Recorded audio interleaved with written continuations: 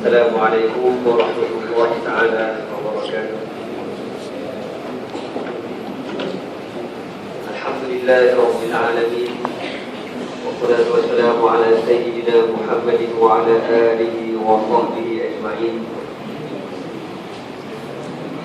اللهم علمنا ما ينفعنا وانفعنا بما علمتنا وزدنا علما وعملا متقبلا وارزقنا رزقا حلالا كثيرا واسعا يا ارحم الراحمين. اللهم انا قد استودعنا بما علمتناه فارجعه الينا عند حاجتنا اليه ولا تنسنا يا رب العالمين. اللهم افرشنا من ظلمات الجهل واكرمنا بنور العلم واحسن اخلاقنا بنور الحلم. وصلى الله على سيدنا محمد وعلى آله وصحبه وبارك وسلم. أما بعد. Alhamdulillah, bersyukur kita kepada Allah Subhanahu wa taala kerana taufik dan hidayahnya. Dapat sama-sama kita menunaikan solat maghrib dan berjemaah.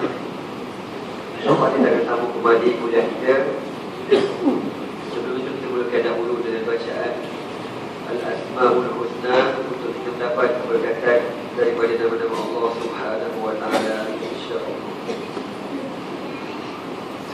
Nas'aluka ya man huwa Allahul ladzi la ilaha illa huwar rahmanur rahim al-malikul quddus as-salamul mu'min المهيمن العزيز الجبار المتكبر الخالق البارئ المصور الغفار القهار الوهاب الرزاق الفتاح العليم القابض الباسط الخافض الرافع المعز المذل السميع البصير الحكم العدل اللطيف الخبير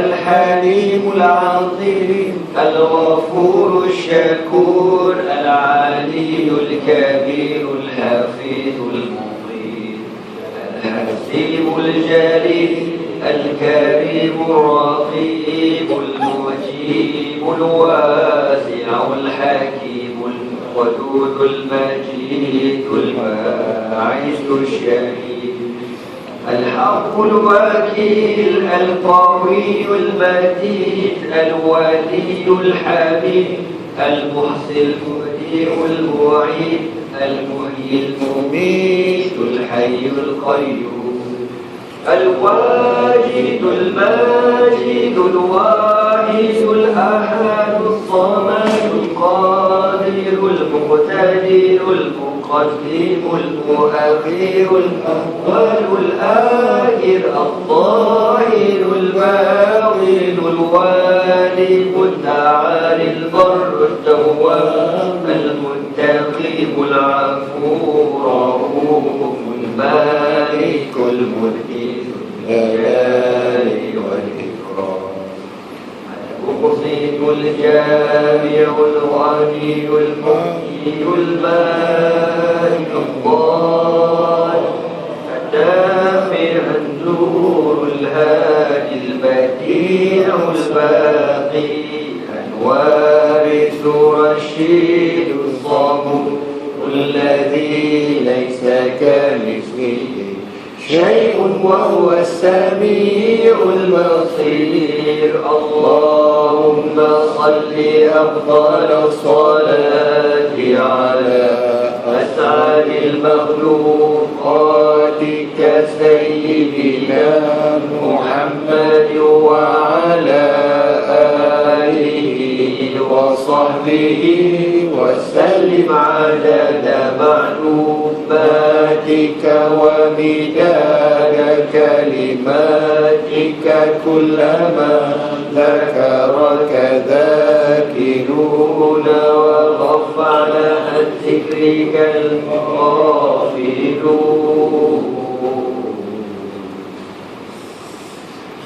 قال رسول الله صلى الله عليه alaihi wasallam, "Inna lillahi tis'atan wa tis'ina isman, man ahsaha dakhala al-jannah."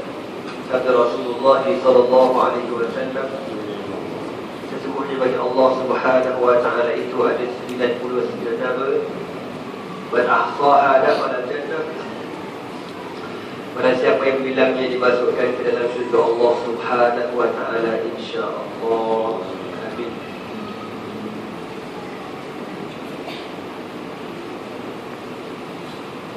Sambungan daripada sirah Sayyidina Umar bin Al-Khattab radhiyallahu ta'ala anhu. Fi khilafatihi radhiyallahu ta'ala anhu, apakah yang dilakukan oleh Umar Al-Khattab sepanjang pemerintahan beliau? Dia kata, waliyal khilafata fi ahdin min Abi Bakr fi jamal al-akhirata sanata 13. Umar Al-Khattab dilantik menjadi khalifah menggantikan Abu Bakar As-Siddiq melalui ahdun. Ahdun ni perjanjian ataupun dikata wasiat daripada Abu Bakar As-Siddiq untuk menggantikan tempatnya dengan Umar Al-Khattab. Kalian tuan-tuan ingat lagi lah macam mana Abu Bakar pesan supaya pilih Umar. Kalian tuan-tuan ingat lagi lah, tapi kau pun lupa dah kan. Abu Bakar ni tuan-tuan, dalam sahabat Nabi, orang yang paling kenal Umar, Abu Bakar. Paling kenal sungguh-sungguh. Tapi bila Abu Bakar sakit tu, dia panggil sahabat dekat 10 orang. Lepas seorang masuk, mula-mula dia panggil Abu Ubaidah bin Al-Jarrah. Masuk dalam bilik dia. Masa tu Abu Bakar tengah sakit.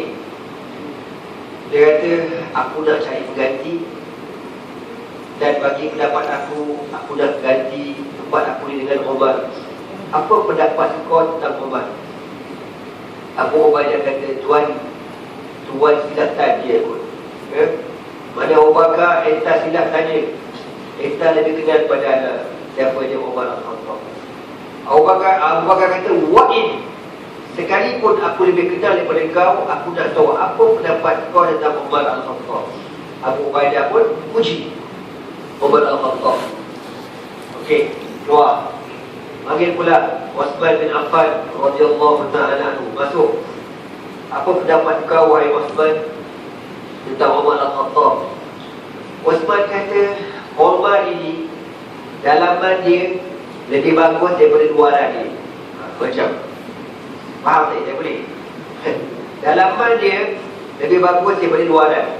Kita balik kan, luaran macam bagus saja, muka macam warak je muka kan, pergi surau gaji, kopiah janggut kan, muka skema gila. Luaran lah, dalam hancur. Kita balik. Umar tu luaran pun dah hebat dah. Luaran Umar kau jangan tanya, bagus, baik, tapi luar tu tak hebat lagi, hebat kat dalam lagi. Itu kata Uthman bin Affan. Masuk orang dipanggil dia dekat 10 orang sahabat. Tanya, semua je kata Umar ni orang dia hebat. Semua puji belakang. Padahal orang kenal sangat dah siapa ni. Barulah diisytiharkan Umar menjadi khalifah pengganti Abu Bakar As-Siddiq radhiyallahu ta'ala anhu. Tengok tu tuan-tuan, nak lantik khalifah bukan senang. Orang dah baik macam tu pun ditanya lagi. Kita memang takut dah je kan, dapat kaki sifar punya kaki kan, al-sanduya al-mumbulia wal-askrim magnolia. Mampus dosa kita besok di hadapan Allah Subhanahu wa ta'ala. Itu nak sebut tuan-tuan, Abu Bakar bila tidak buat pelantikan Umar tu, dia kata apa? Ya Allah, inilah amanah aku yang aku lepaskan kepada Umar sebelum aku berpindah ke alam akhirat. Makna aku dah sediakan jawapan. Besok kalau kau tanya siapa gantikan aku dah cari sebaik-baik umat Muhammad, Umar Al-Khattab. Jadi tuan-tuan, pilihan raya bukan boleh main-main, ya. Pilihan memilih pemimpin ni bukan boleh main-main. Kita kalau pilih kodan, Allah berdosa, berdosa. Saya kalau benda pilihan raya tak ada hukum, tak ada kaitan dengan hukum hakam, aku malas nak cerita pun. Tapi sebab dia berkaitan dengan hukum hakam, dosa pahala, wajib kita cerita. Tuan-tuan ingat lagi tak? Ini masa Abu Bakar. Nanti tak kita dengar pula Umar masa nak tinggal dunia kan. Umar masa nak tinggal dunia, dia kata apa? Siapa yang nak ganti kau wahai Umar? Umar kata, in sa'alani Rabbi, kalau Allah tanya pada aku, siapa mengganti aku akan jawab Abu Ubaidah bin Al-Jarrah. Sahabat terperanjat, Abu Ubaidah, ya. Kan dia dah meninggal dah. Abu Ubaidah dah meninggal dah, tuan-tuan. Kena penyakit ta'un dekat Syria, kubur dia dekat Palestin, kubur dia. Orang kata, kenapa kau jadi Abu Ubaidah? Dia dah meninggal. Orang kata, sa'alani Rabbi, kalau Allah tanya siapa ganti kau, aku jawab Abu Ubaidah. Kalau Allah tanya kenapa kau pilih Abu Ubaidah, aku akan jawab sebab Nabi bersabda, likulli nabiyyin amin wa aminu hadhihi ummah Abu Ubaidah bin Al-Jarrah. Setiap umat itu ada orang yang paling amanah, dan orang yang paling amanah di kalangan umatku Abu Ubaidah bin Al-Jarrah radhiyallahu ta'ala. Nak khabarnya, pilih pemimpin, wajib orang yang amanah, yang berjaga agama, yang berjaga rakyatnya, yang adil. Wajib dia cari benda-benda macam ni. Kalau kita main berlasah je kan, pemimpin tak jaga agama, tak erti nak jaga negara, yelah ada tu boleh masuk macam tu aja, datang lewat apa itu, buat malu ke. Kata canggih kita ni, ada radar, boleh detect 100 km. Radar tu boleh detect 100 km. Tapi mungkin masa orang Sulu tu masuk, tuan-tuan, bateri radar tu dah low, tuan-tuan. Kemungkinan besar je lah. Sebab tu dia tak boleh detect. Tut. Buat malu lah, buat malu. Okey lah, tuan-tuan semua, bila Abu Bakar pesan ambil Umar Al-Khattab, semua sahabat setuju belaka, ya. Jadi nak sebut, pilihan raya bukan boleh main-main. Tuan-tuan wajib pilih, ya, pemimpin yang nak menjaga agama, yang nakkan Islam betul-betul. Bukan hanya sebut Islam nak dekat pilihan raya, tapi yang jaga Islam daripada mula diasaskan, bahkan perlembagaannya berdasarkan Al-Quran, As-Sunnah, Ijma' dan Qiyas. Agak-agak kau yang mana satu tu agak-agak? Nak jawab pun tak berani. Ni apa? Pasal apa? Pasal ni semua makan gaji belaka ni. Kita orang tak berani ustaz pasal. Okeylah tuan-tuan, saja nak bakal lain sikit malam ni.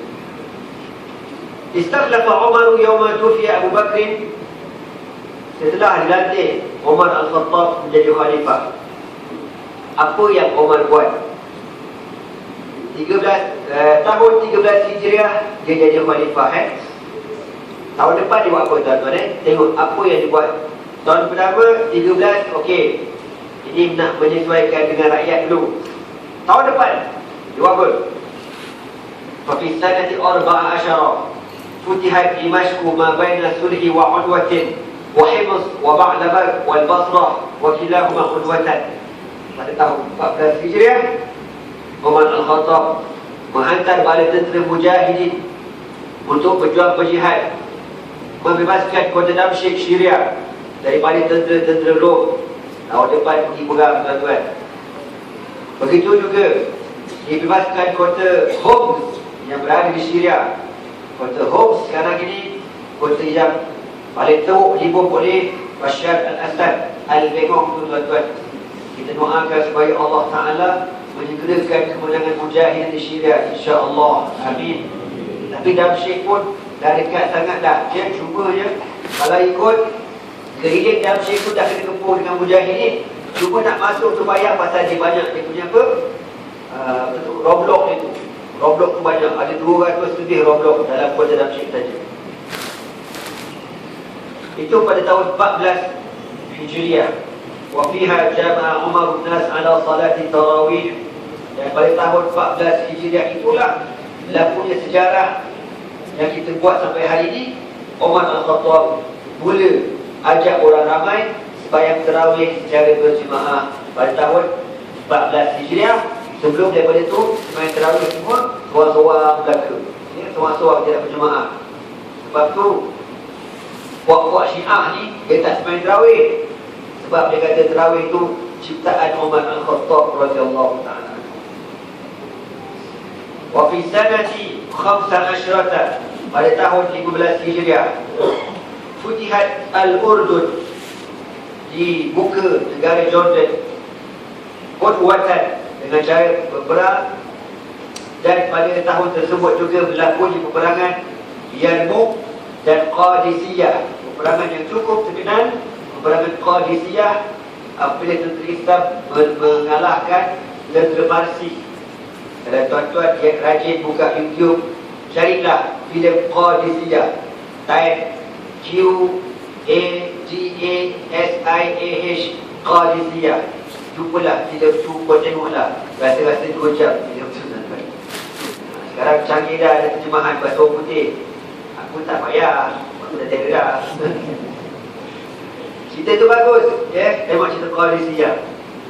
Dalam peperangan Qadisiyah itulah tuan-tuan, syahidnya salah seorang sahabat Nabi yang terkenal yang bernama Abdullah bin Ummi Maktum radhiyallahu ta'ala anhu.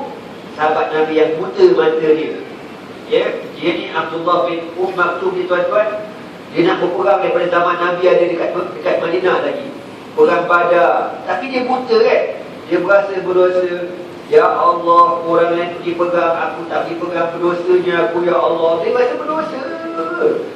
Lain orang buta ni beriman sungguh. Ya Allah, turunkan ayat maafkan aku, ya Allah. Turunkan ayat maafkan aku, ya Allah. Allah pun turunkan ayat.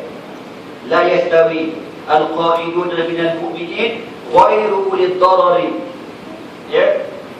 Tak sama orang yang berjuang berjihad dengan orang yang tak berjuang dan tak berjihad. Tak sama Yang pergi perang dengan orang yang lepak dekat rumah, yang pergi demonstrasi dengan orang yang lepak dekat depan komputer tengok kemaman sekali. Orang yang pergi pacak bendera malam buta, bendera Islam lah, bukan bendera Soviet, ya, dengan orang yang tak buat kerja. Berbeza.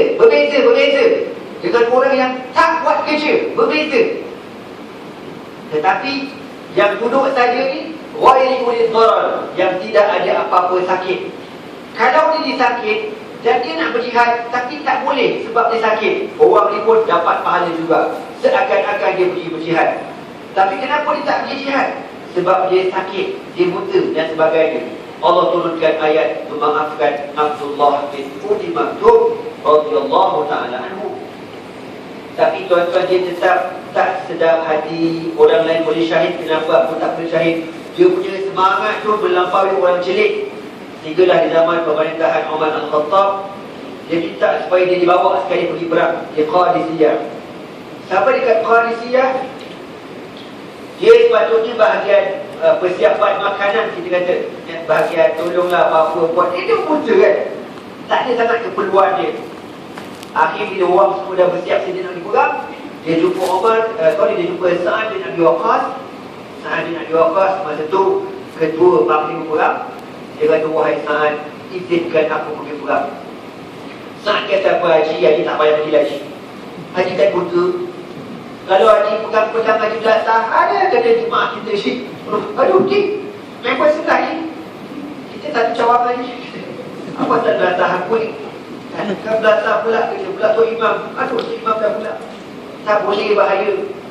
Apa kata Abdullah bin Ummi Maktum? Betul, aku tahu aku tak boleh buat macam tu, tapi satu je aku boleh buat. Apa kata Sa'ad bin Abi Waqqas? Apa dia? Ambil tiang bendera tu, tiang bendera mujahidin, la ilaha illallah tu, ikat dekat badan aku. Ikat bendera tu dekat badan aku.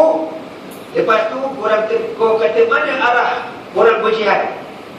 Ke sini ke? Ke depan? Ke depan. Kau lepaskan aku jalan macam tu. Jadi tuan-tuan, wasiat Abdullah bin Ummi Maktum itu dilaksanakan diikat tiang bendera Islam di badannya dan dilepaskan di tengah-tengah medan perang.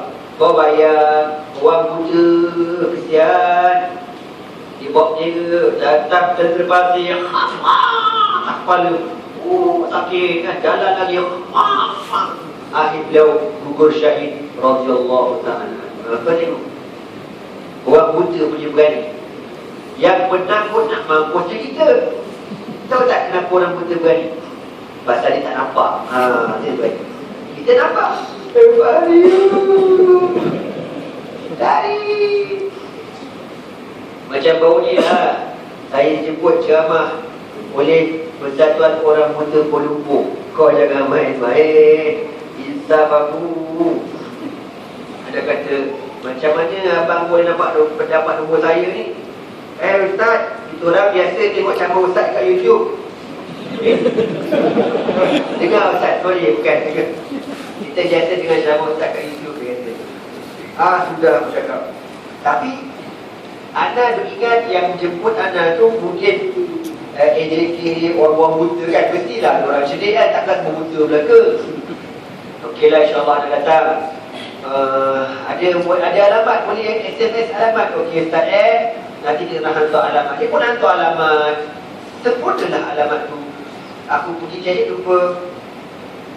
Kita masuk dalam kawasan tu, kita rasa macam kawasan makhluk asing tau.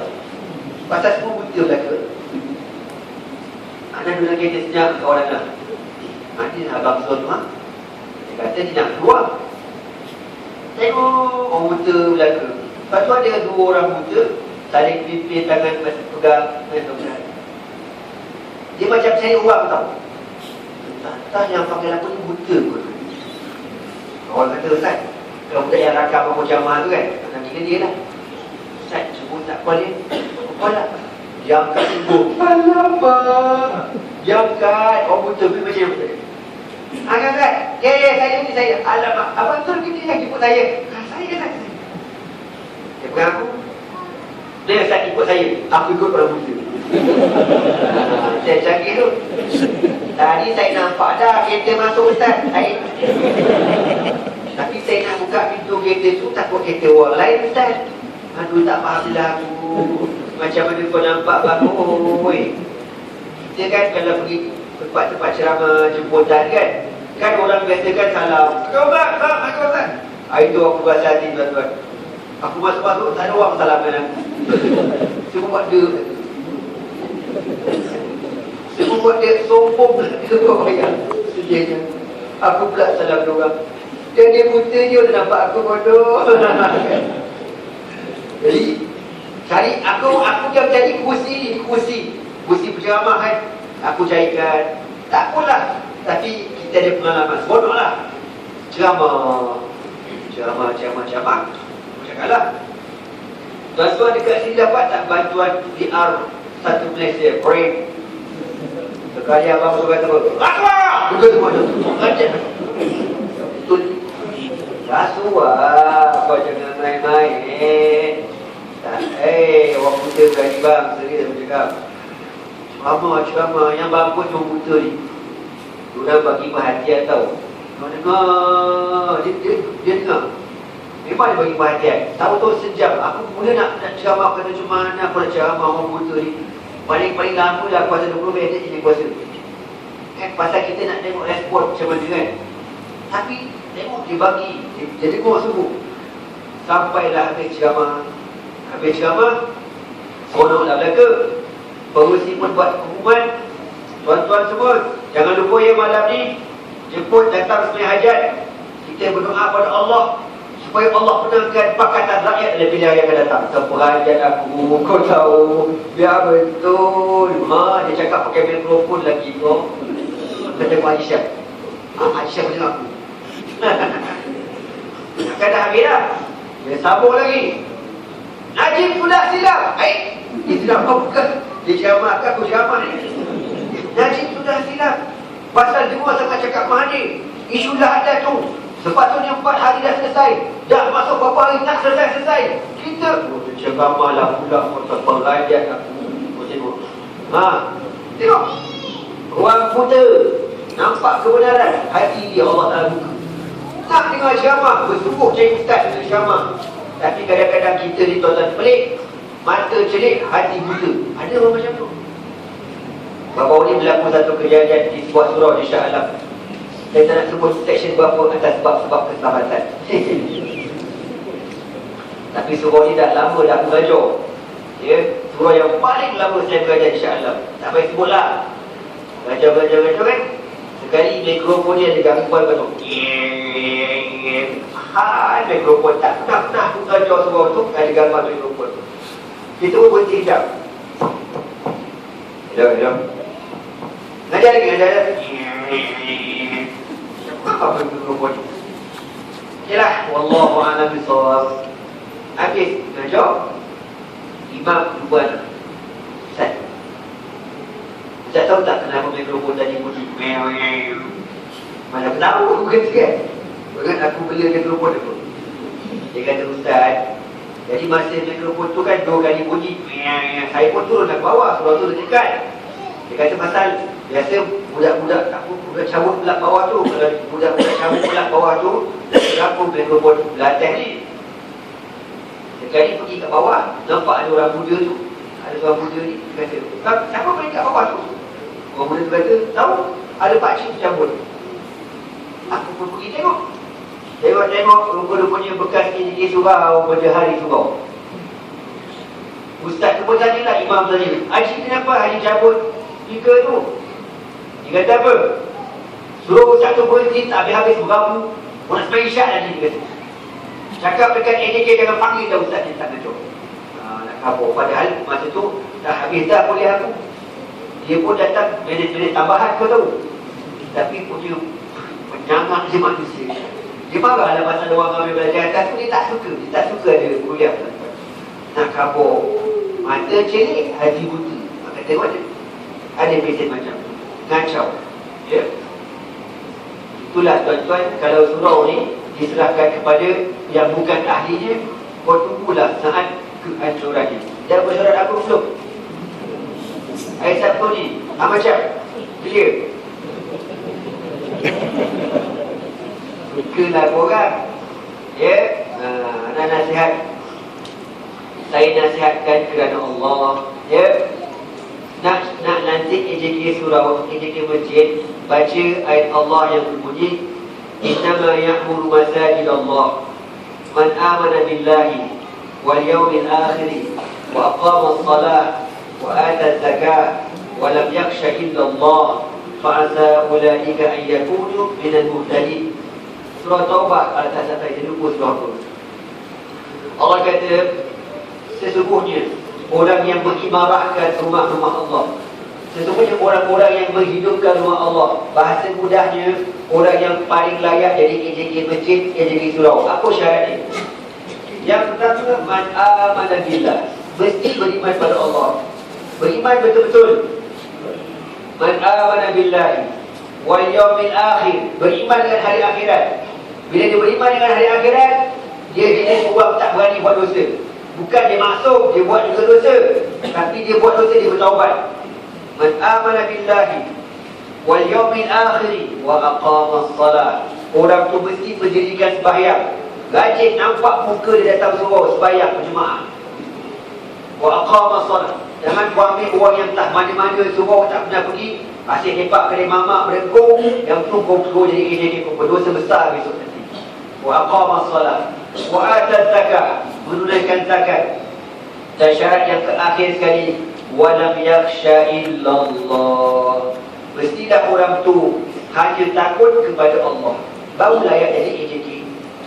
Tapi kalau jadi AJK surau, AJK masjid, dia takut dengan orang, dia takut kepada masyarakat. Kadang-kadang apa orang katakan, panggil ustaz ikan, apa orang kata, apa hal banyak nak kuliah tu, bawa kakak. Duk dengar cakap orang tu. Orang macam tu jangan jadi AJK. Jadi AJK ni dia mesti berani, tujuan dia nak hidupkan rumah Allah, nak orang belajar. Itu tujuan dia, selesai masalah. Tapi kalau kita duk takut, tak payahlah. Jadi JK lagi bagus. Sebab rumah Allah ni benda amanah, dia bukan boleh main. Ada satu surau, tadi kita orang dapat melalui WhatsApp, surau Bukit Mulia dekat Bukit Antarabangsa, dah bertumpuk AJK. Habis kuliah tu, Dibatalkan ke ustaz-ustaz yang dibuang tu surau bawah pula ambil. Surau tu dah habis mati dah tuan-tuan. Pasal apa dia macam tu? Pasal diserahkan amanah kepada orang yang tidak berhenti pegang amanah. Ada satu surau dekat Peru. Aku jangan sebut surau mana atas sebab-sebab keselamatan itu. Saya pergi surau tu, hati aku pergi tu tak tahulah. Aku masuk hati aku dah tak sedap dah kau tahu. Bukan nak kata aku wali, taklah, aku wali juga, wali tiga tuan-tuan. Tapi dikata kita kan dah biasa mengajar, kita tahu surau ni dia ada roh ke tak ada roh. Roh ni bukan mana hantu betul tak. Surau tu hidup. Dia ada keberkatan.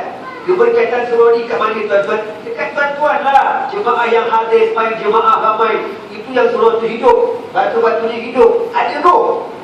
Tapi saya pergi dekat surau tu, surau tu cantik kau tahu. Macam masjid rupa dia. Tapi hati aku rasa tak sedap aja. Aku duduk atas kursi yang ustaz ngajar, aku tengok macam bila dah nak isyak, aku pula rasa nak cepat habis.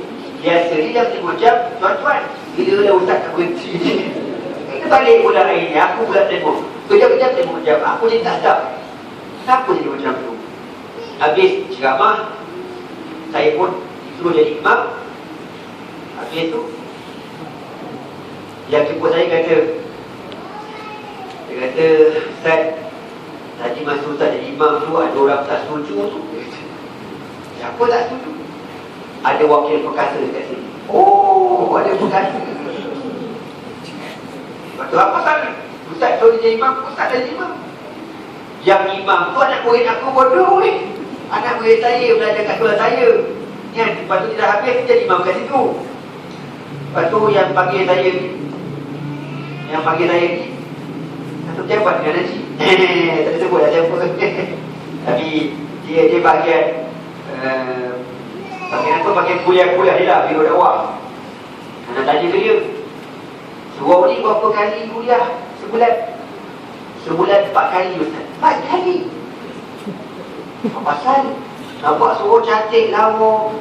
Dia kata kuliah tak boleh buat banyak-banyak, menghabiskan duit dia kata. Dia macam tu. Ada orang macam tu ya. Patutlah mula-mula kau mengajar, dah tak sedap rasanya. Dah, namun sekilas dari.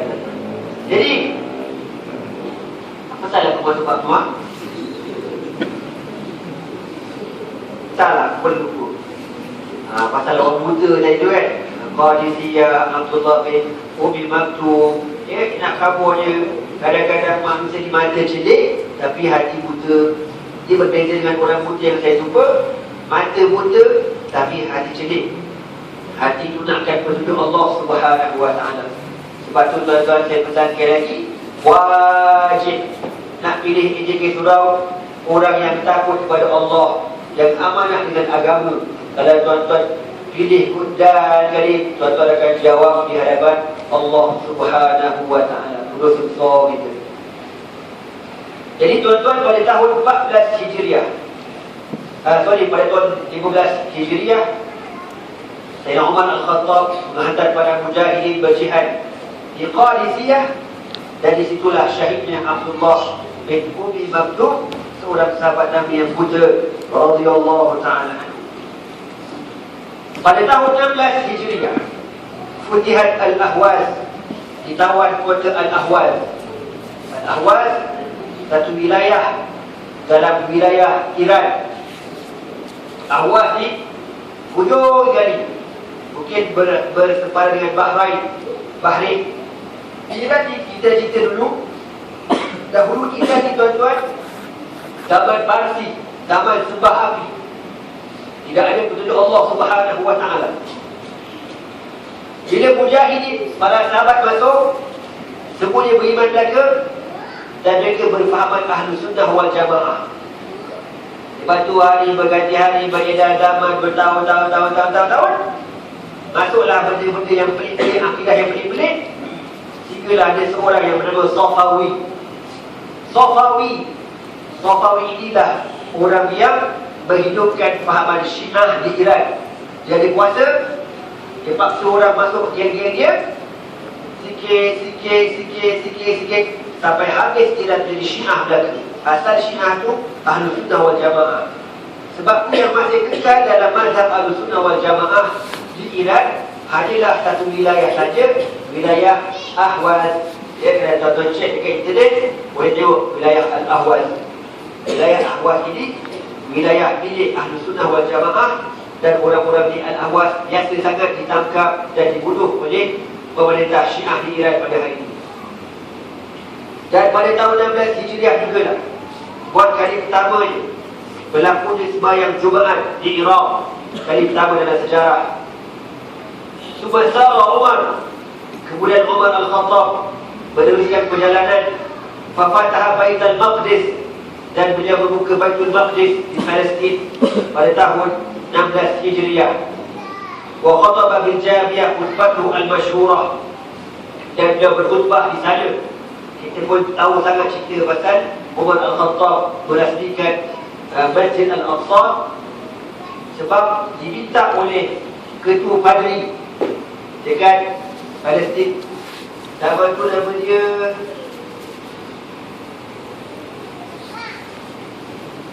apa nama? Adalah nama-nama, nama orang Kristian, nama-nama kawasan tu. Jadi dia minta supaya kunci Masjid Al-Aqsa ini diserahkan kepada Umar Al-Khattab. Lalu para sahabat panggil Umar sebab padri Kristian ni nak tengok sangat macam mana hukum Umar, sebab dia pun ada cerita hebat. Dia panglima yang hebat, pemerintah yang hebat, ditakuti ramai, kerajaan yang hebat. Jadi parti-parti ni tu, diorang pun dah sedia nak sambut Umar dengan pakaian, dengan protokol, semua lah. Sekali Umar datang, naik kedai pun tu. Naik kedai je. Relax. Naik kedai, tak ada escort, tak ada polis, tak ada FRU, tak ada lagi. Simple present tense. Sorang dia. Simple present tense. Sorang-sorang dia dengan seorang pembantu. Bila sahabat nampak, macam khalifah je tu, Umar, pergi sabut. Sahabat berlari. Muawiyah pergi. Muawiyah kata, Assalamualaikum. Ya Umar. Umar kata, Waalaikumsalam. Ya Umar, ada Muawiyah. Umar tak pandang muka Muawiyah. Umar, ada Muawiyah. Umar tak tengok muka dia. Muawiyah cabut sebab dia cabut. Ada Muawiyah.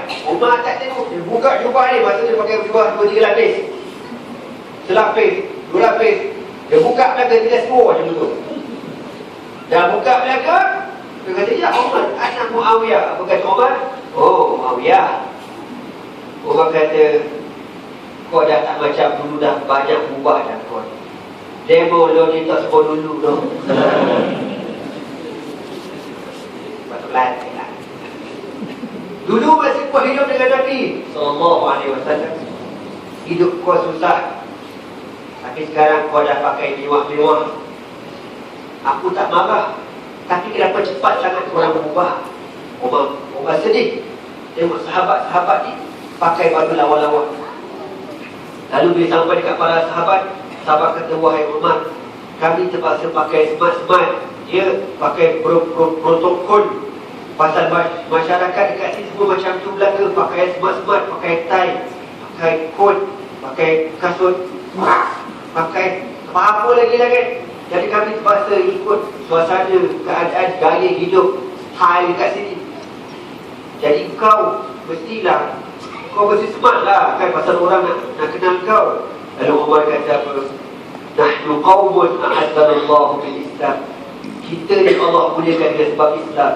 Famahma bitaghaina al-izzata biwairi ma a'azzanallahu bihi azallanallah. Kalau kita cuba nak mulia dengan cara selain daripada yang telah Allah tetapkan, Allah hinakan kita, cukuplah kita berbangga kita orang Islam. Cukup dan cukup. Itu sebelah cerita ni.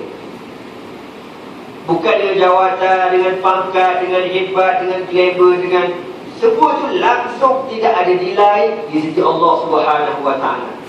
Yang ada nilai ialah Islam. Itu je. Senyaplah ke sahabat Nabi tuan-tuan. Itu nak khabar yang Umar Al-Khattab radhiyallahu ta'ala anhu. Wa fi Rabiul Awal kataban tarikh min al-hijrah bi masyurati Ali, dan pada tahun 14 Hijriah itu juga, pada tahun 16 Hijriah itu mula ditulis hari bulan pada surat menyurat. Sebelum pada itu, surat yang sampai kepada kerajaan tidak ada tarikh, bila sampai, bila keluar, bila tidakkan, tak ada. Umar cek balik, Umar masuk pejabat, cek balik. Banyak benda tersambung ni, bila di projek ni, dia dah buat tu belum, bila ditarik, bila ni. Umar ni orang yang cermat. Sebab tu kalau kita kata kita pada politik, kau jangan cakap lah sahabat Nabi bercerdik pada kau. Zaman tak ada benda tu, Allah Ta'ala beri kepada Umar kecerdikan dan pantas. Dia kata surat-surat yang tidak ada tarikh hari bulan ni bahaya. Kena ada tarikh, bincanglah kita nak start bulan apa. Itu ada sahabat kata kita mulakan dengan Rabiul Awal, pasal Nabi lahir 12 Rabiul Awal, ambil keberkatan Nabi. Lagi pendapat lain kata kita start dengan awal Ramadan, pasal diturunkan Quran pada bulan Ramadan. Pendapat yang lain, macam-macam pendapat, akhirnya dimulakan dengan bulan apa? Bulan Hijrah berapa? Muharram lah. Bulan Muharram. Kenapa dimulakan dengan bulan Muharram? Kita sebut bulan Muharram kan, awal Muharram. Setiap kali awal Muharram kita akan sambut Ma'al Hijrah. Tapi kalau kita baca, bilakah berlaku hijrah Nabi? Hijrah Nabi berlaku pada Muharram, Safar, Rabiul Awal. Nabi sampai di Madinah pada 12 Rabiul Awal. Maknanya hijrah tu berlaku dalam awal Rabiul Awal ataupun penghujung Safar. Tapi kenapa Umar ambil Muharram? Sebab tuan-tuan, Nabi berancang 3 bulan untuk berhijrah ke Madinah. Bulan yang pertama Muharram, Safar, Rabiul Awal. Nabi rancang benda ni selama 3 bulan lah. Kita kata barulah Nabi berhijrah. Maka Umar kata akan bermula pada hari ni, kita akan mulakan awal Muharram, tarikh kalender Islam. Itulah keluar awal Muharram. Yang Januari, Februari tu aku tak tahu. Itu tanya korang lah, korang tahu. Jadi tuan-tuan, tarikh ni ditulis pada 16 pada tahun ke-16 Hijrah. Wa fi sanah as-sab'a asyrah, pada tahun 17 Hijriah, Zada Umar fi Masjid Nabawi, Umar menambah renovate Masjid Nabawi.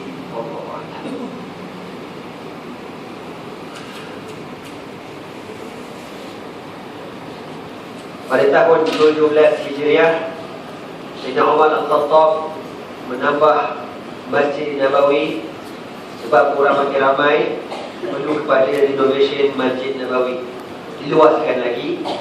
Wa fiha kana al-qahtu bil Hijaz wa sumiya 'am ar-rimadah, dan pada tahun 17 Hijriah berlakunya kemarau panjang di Madinah dan dinamakan sebagai tahun ar-rimadah. Rimadah ni panas, dia pasir yang amat panas. Dan pada tahun inilah Sayyidina Umar Al-Khattab mengarahkan supaya ditangguhkan pelaksanaan undang-undang hudud. Ditangguhkan pelaksanaan undang-undang hudud. Pasal apa? Pasal orang ramai kebulu. Jadi kalau ada kes-kes pencurian, dimaafkan sebab lapor sangat, dimaafkan. Ini nak sebut Islam agama rahmat. Kalau belajar, kalau reti, kalau faham, kalau hati tu nak terima, selesai masalah tuan-tuan. Tapi kalau hati tu jahat, busuk, kotor, degil, nak mampus, geramlah aku ni. Selama-lama dia kata hudud macam-macam. Buatlah dulu. Benda lain kau boleh buat, kau tak tanya rakyat pun. Kamera AES tu, kau tanya pendapat aku tak? So, kau baca tu. Tak ada kau tanya aku. Mana ada kau baca je. Kau buat aku tak ada tahu. Kan? Berapa kali kita gambar dah, bila dia yang tu kau tak tanya pula. Halal ke, haram ke, zalim ke, tak zalim ke. Ini dah undang-undang Allah, memang adil. La ilaha illallah. Orang tambahlah tak ada hudud pasal apa? Musim kemarau. Lepas tu adalah puak-puak mangkuk ayun ni tuan-tuan. Dia kata apa? Umar pernah tak laksanakan hudud. Dia tumpuk ayat. Tangguh kepada tak laksana. Umar pernah tak laksana hudud. Jadi kita di Malaysia pun macam tu jugalah. Kita tiru Umar. Oi mangkuk kau geramlah aku. Ya, Umar tangguh tu pasal kemarau, makanan tak cukup. Kita terima makanan dua-dua lah. Terlebih pun mengupak, mencuri tak berhenti negara kita ni. Dia kata apa? Degil. Kalau Allah kata nakalan min Allah, undang-undang Allah itu sebagai protection, pencegahan daripada Allah. Pencegahan lah. Kau percaya, kau beriman lah. Dia degil pasal apa? Ni manusia degil. Ayah. Jadi tuan-tuan, sampai Umar sendiri tak ada makanan. Umar ada titik, kita dah cerita dulu kan. Dia ada titik minyak zaitun. Bawa mungkin dia keruk. Dia ambil minyak tu, dia titik. Dia kata, uskut, diam. Kau hanya dapat minyak zaitun saja, diam. Diam pun dia. Kita cuba try tengok. Keruk. Kita pun titik minyak zaitun. Diam. Keruk.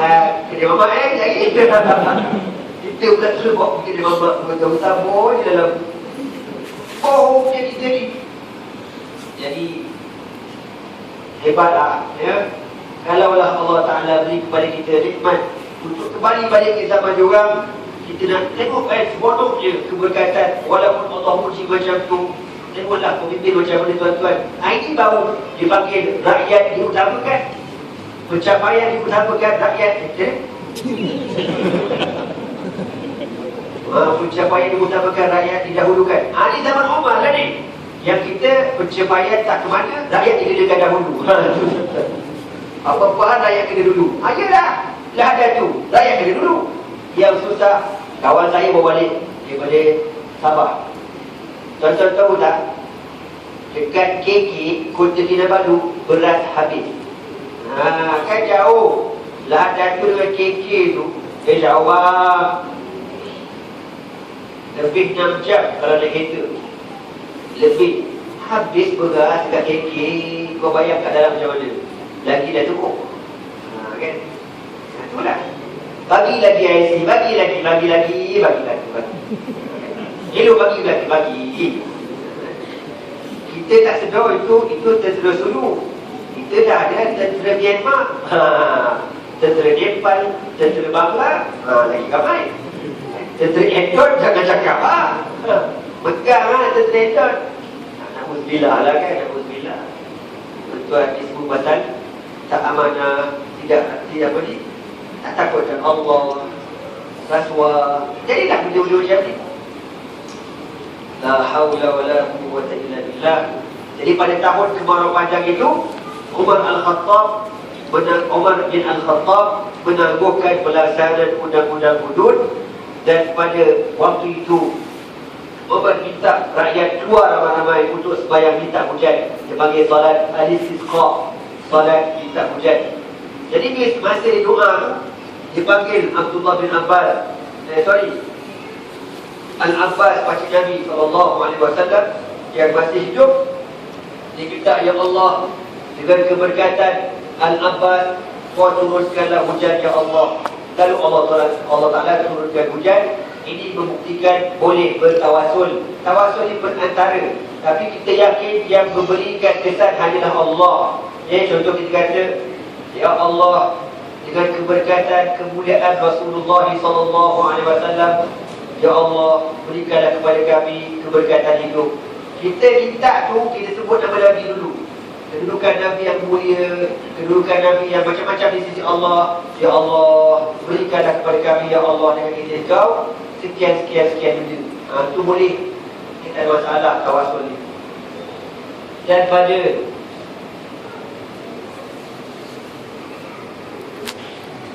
wa akhraja qala, okey, doa ni kita kata kat sini, Allahumma inna natawassalu ilaika bi amri nabiyyika wa an tasqina al-ghaitha falam yabrahu hatta suqu fa atbaqat as-samaa 'alaihim ayyaman wa fiha futihat al-ahwas. Lalu Umar berdoa, ya Allah, kami pernah bertawassul dengan pakcik Nabi kau Al-Abbas radhiyallahu ta'ala anhu. Ya Allah, curahkanlah kepada kami hujan.